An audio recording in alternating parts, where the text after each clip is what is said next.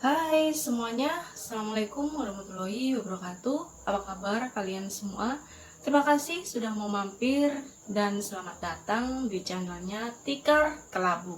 Bersama saya Ayah yang di kesempatan kali ini akan membagikan satu cerita horor atau kisah nyata yang berjudul Pendakian di Gunung Lawu di bulan Purnama.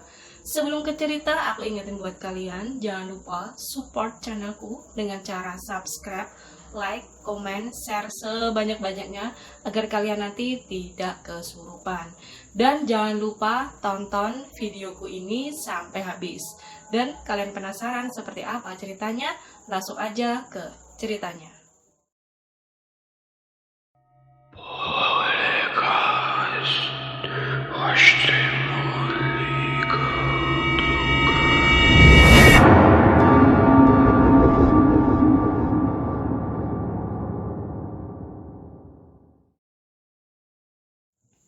Pendakian Gunung Lawu di bulan Purnama disambut penghuni Gunung Lawu.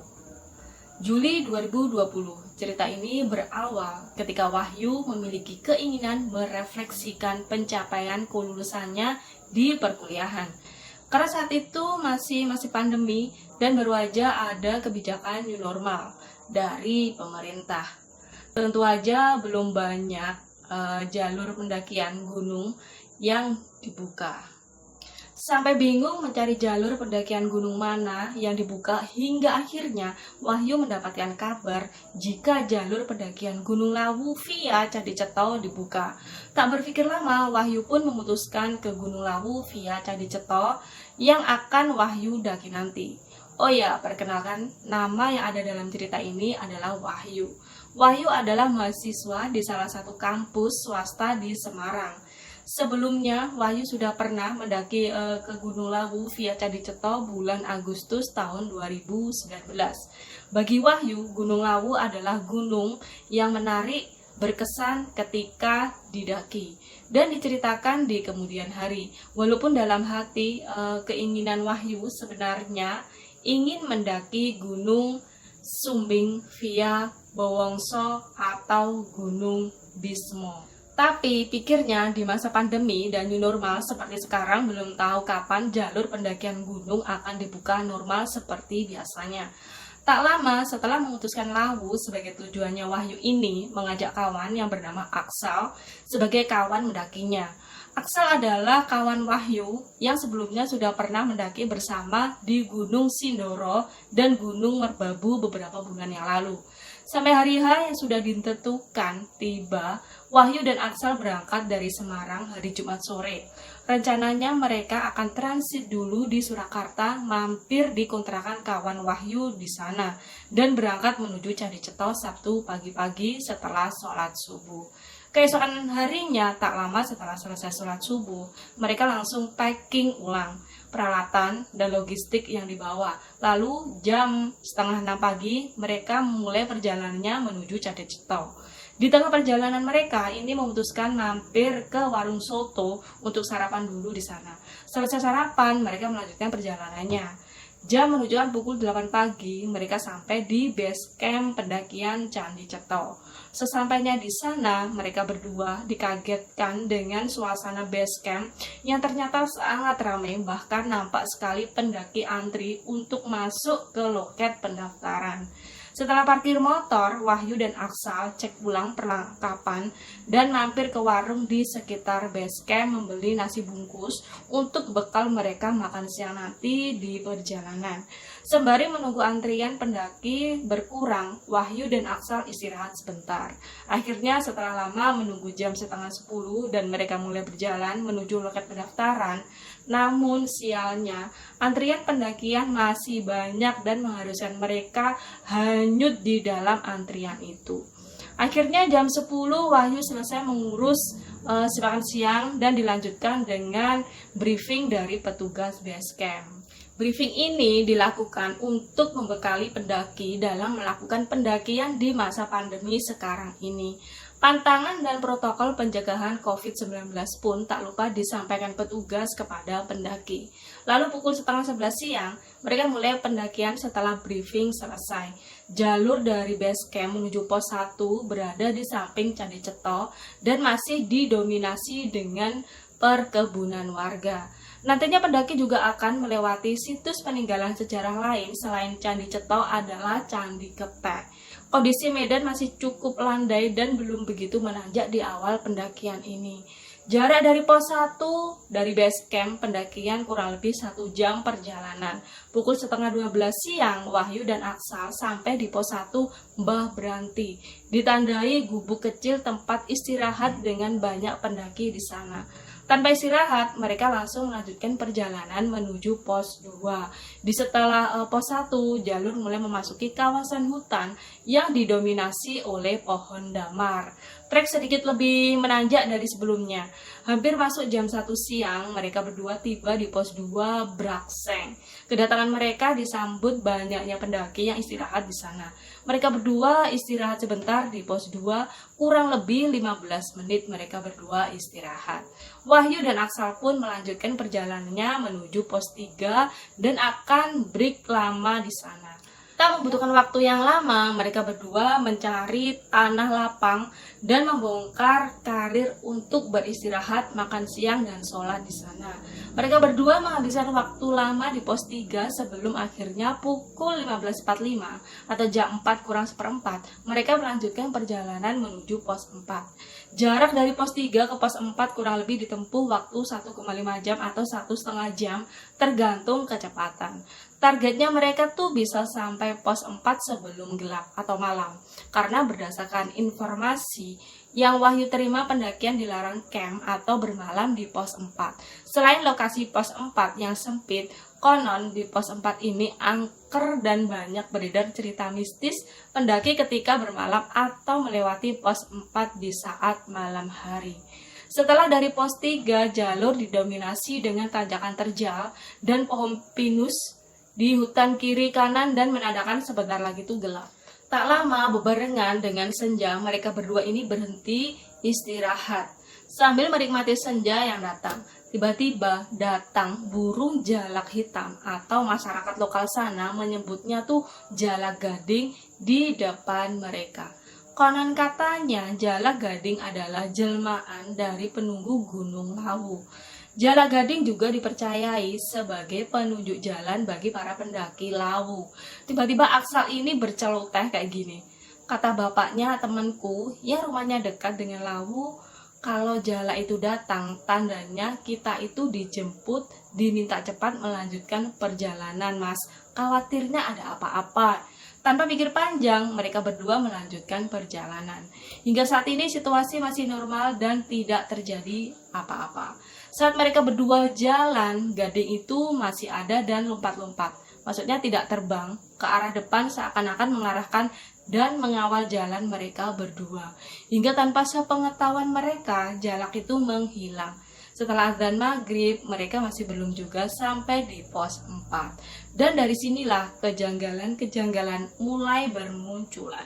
Dengan dibantu headlamp, mereka melanjutkan perjalanan hingga suatu ketika Wahyu merasakan hal yang aneh di badannya. Rasanya karir dan badannya tuh berat banget. Badan Wahyu jadi mulai mudah lelah dan sedikit berhenti-henti. Karir Wahyu terasa berat dari sebelumnya dan kaki Wahyu berat ketika akan melangkah. Baru aja berjalan, langkah Wahyu berhenti. Jalan lagi, beberapa langkah berhenti lagi, dan begitu seterusnya. Wahyu mencoba berpikir positif dari apa yang Wahyu rasakan. Hingga akhirnya Wahyu ini ngomong ke Aksal, "Sal, perasaanku gak enak, rasanya berat dan karirku terasa berat timbang biasanya. Padahal gak ada tenda di karirku, tenda kan di karirmu," dia bilang gitu. "Ah, itu perasaanmu aja, Mas," saut Aksal. Dari perkataan Wahyu, mereka tetap melanjutkan perjalanan dengan Wahyu yang tetap dengan keadaan berat. Lama-lama kepala Wahyu mulai pusing, jalan Wahyu pelan sekali karena memang langkah terasa berat ditambah pusing di kepala, sehingga membuatnya tambah sering berhenti di jalur pendakian. Aksal yang melihatnya pun bingung, karena dia tak tahu biasanya Wahyu seperti ini. Perasaan Wahyu ini semakin merasa ada yang aneh, soalnya nggak biasanya keadaannya tuh seperti ini. Soalnya Wahyu tahu persis bagaimana tenaga stamina yang dia punya. Tiba-tiba tuh Wahyu ingat dengan video vlogger di YouTube yang pernah Wahyu tonton tentang kemistisan di jalur pos 4. Pikiran Wahyu ini semakin menjadi-jadi, tapi Wahyu tetap berusaha berpikir positif dan mulai berdoa dan bersolawat di sepanjang jalur. Sampai suatu ketika, tiba-tiba Wahyu mencium bau harum di jalur pendakian, membuat Wahyu berhenti dan mencari dari mana asal bau itu berada. Tapi saat Wahyu cek dan perhatikan di sekitarnya tuh tidak ada apa-apa. Sementara jarak Wahyu dan Aksal dengan rombongan pendaki lain cukup jauh. Dalam hati Wahyu ini ngomong, bau harum apa ini? Tapi mereka tidak menghiraukannya. Mereka berdua tetap berjalan dan bau harum itu datang tidak hanya sekali. Entah Aksal juga mencium baunya atau enggak, Wahyu tetap berjalan hingga akhirnya terdengar dari kejauhan suara ramai pendaki. Ternyata di atas pos 4 Penggik, di sana mereka berdua istirahat sebentar setelah susah payah berjalan dari pos 3. Wahyu tetap berdoa dan bersolawat agar badannya kembali pulih dan normal kembali. Lalu pukul 6:30 malam, Wahyu dan Aksal mulai melanjutkan perjalanannya menuju pos 5 Bulak Peparangan. Di atas dari balik pepohonan tampak bulatan cahaya yang sangat terang. Aksal sempat mengira itu cahaya lampu dari pendaki, tapi anggapannya salah. Ternyata cahaya itu berasal dari bulan yang bercahaya sangat terang. Benar aja, ternyata malam itu adalah malam bulan purnama. Bahkan berjalan tanpa menggunakan headlamp pun masih bisa terlihat. Mulai dari sini badan Wahyu sudah terasa enak dan lebih baik dari sebelumnya. Kurang lebih 40 menitan berjalan, anehnya ganti Aksal ya badannya mulai udah lelah, padahal jalur pendakian menuju pos 5 banyak datarnya. Wahyu tanya dong ke Aksal, kok sekarang gantian kamu yang sering kelelahan, Sal? Terus Aksal menjawab, nggak tahu juga mas, rasanya lelah dan ini jalur gak ada habisnya. Melihat Aksal seperti itu, Wahyu berpesan kepadanya agar selalu berdoa dan sholawatan di sepanjang jalan. Kemudian Wahyu dan Aksal tetap berjalan melanjutkan perjalanan. Tiba-tiba suara angin kencang terdengar jelas, pertanda jika badai sedang terjadi. Untungnya jalur pendakian yang mereka lalui masih di dalam hutan, jadi banyaknya pohon masih melindungi mereka dari terpaan angin. Tampak dari kejauhan kerlap-kerlip lampu tenda. Tendanya di depan banyak pendaki bermalam di sana. Benar aja di sana adalah sabana pertama angin masuk bertiup sangat kencang dan sangat dingin ketika mereka sampai di sana. Sampai Aksal berhenti dan merebah dan mengatakan, aku sudah nggak kuat lagi mas, kita camp di sini aja ya, gitu. Lalu Wahyu bilang, gak Sal, masih lurus lagi, tidak jauh. Kalau camp di sini badai angin sangat kencang. Berjalan 15 menit mereka tiba di tepat di tikungan terakhir sebelum pos 5 dan mereka memutuskan mendirikan tenda di sana. Lalu jam 8:30 malam, mereka berdua berjalan hampir 2 jam dari pos 4. Mereka langsung mendirikan tenda dan langsung istirahat. Agak lama tiduran mereka, Wahyu belum bisa tidur, tiba-tiba nafas Wahyu itu berat dan suhu tenda berubah menjadi hangat. Wahyu ingin membangunkan Aksal, tapi waktu Wahyu melihat dia sudah tertidur sangat pulas. Akhirnya cukup lama Wahyu mengatur nafas dan terus berdoa hingga Wahyu tidur dengan sendirinya.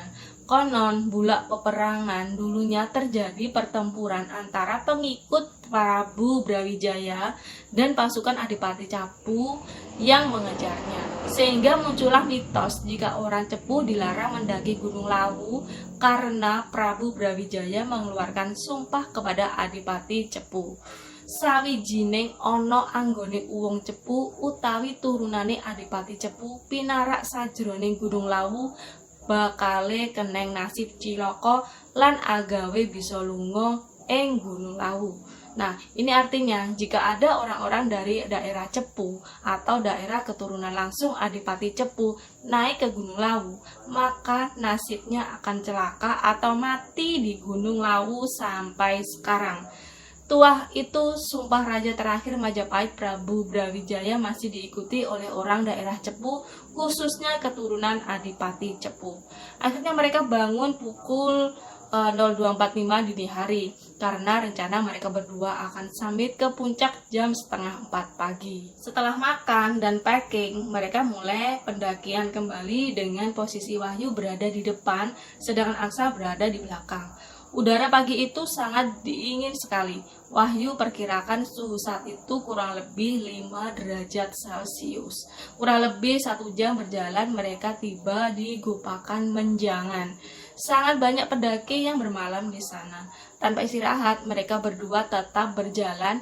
15 menit berjalan dari Gupakan Menjangan, mereka tiba di sabana lagi yang sangat luas. Tiba-tiba Aksa mendengar suara langkah kaki sangat jelas di belakangnya. Saat dia menoleh ke belakang, tidak ada siapa-siapa. Berjalan lagi dan terdengar lagi.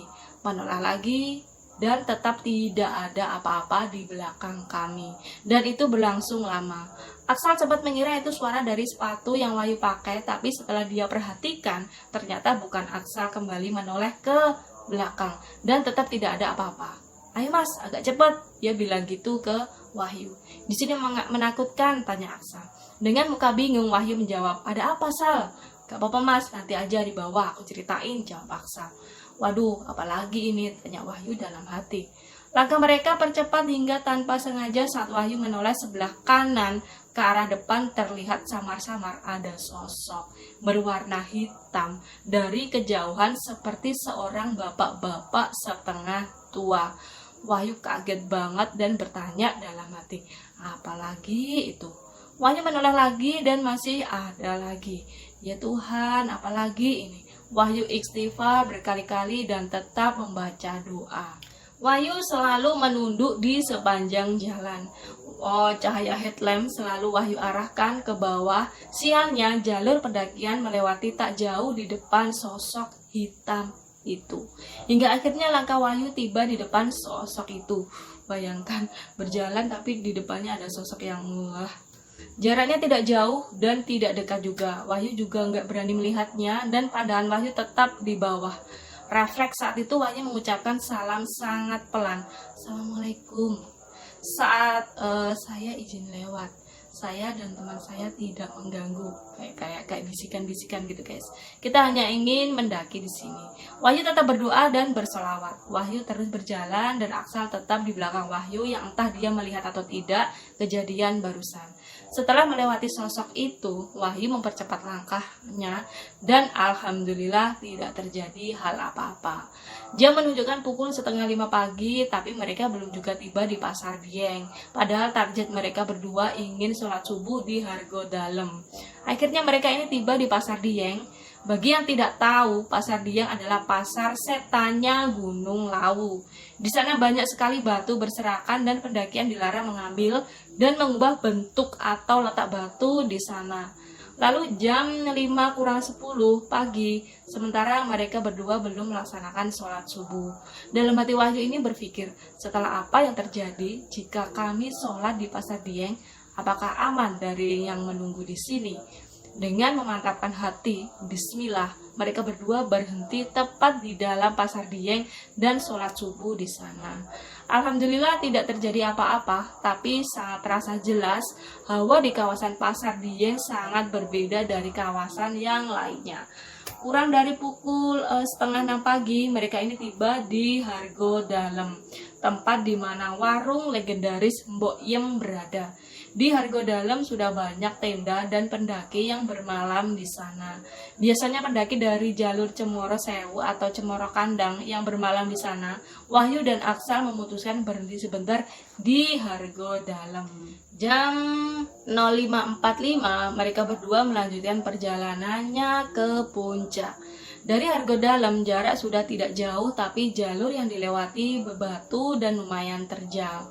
Di sepanjang jalur Hargodalam ke puncak banyak bunga edelweiss tumbuh, dan mereka sempat juga bertemu lagi dengan jalak gading di sana.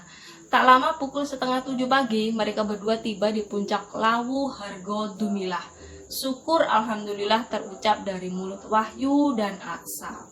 Kurang lebih 1 jam di puncak, mereka berdua memutuskan turun dan sejenak singgah ke warung Mbok Yem.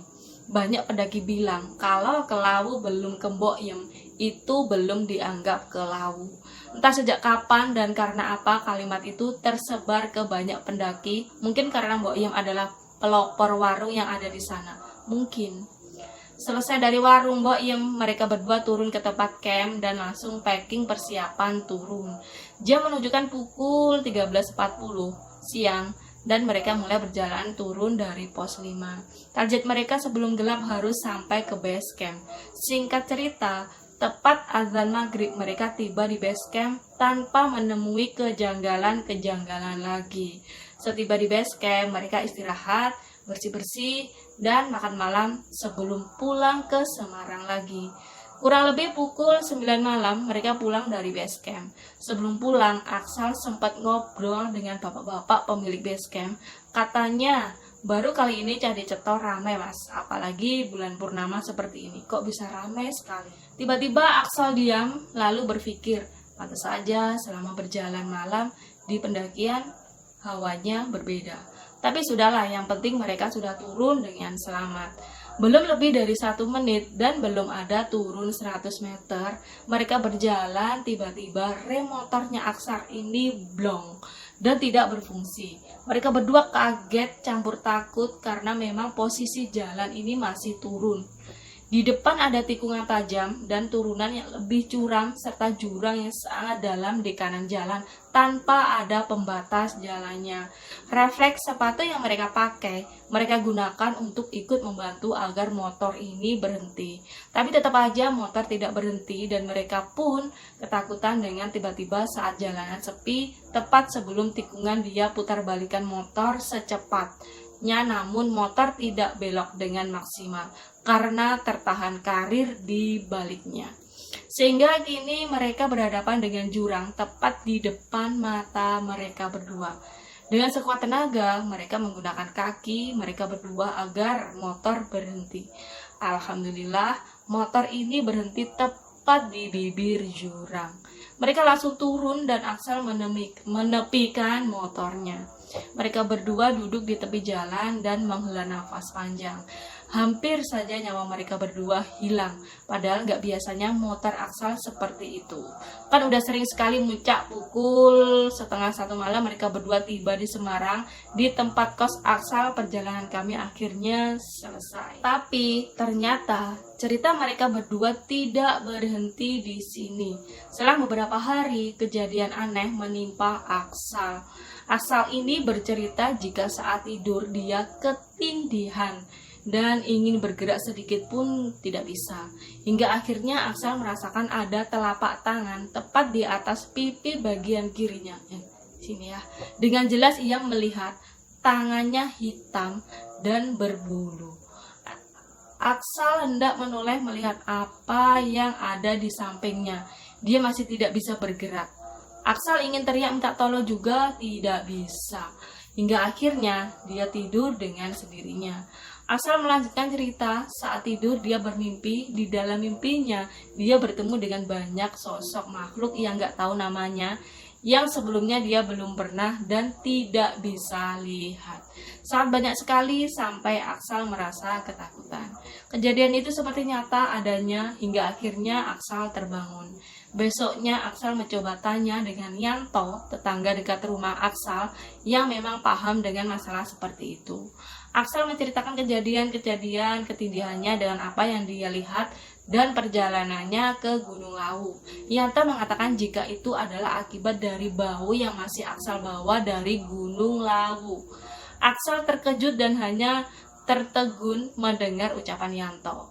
Beberapa hari setelah pendakian, Wahyu sendiri tiba-tiba ingat jika selama pendakian jaket Dan tenda yang Wahyu bawa ketika mendaki Gunung Lawu kemarin adalah warna hijau, sama seperti baju yang aku pakai sekarang.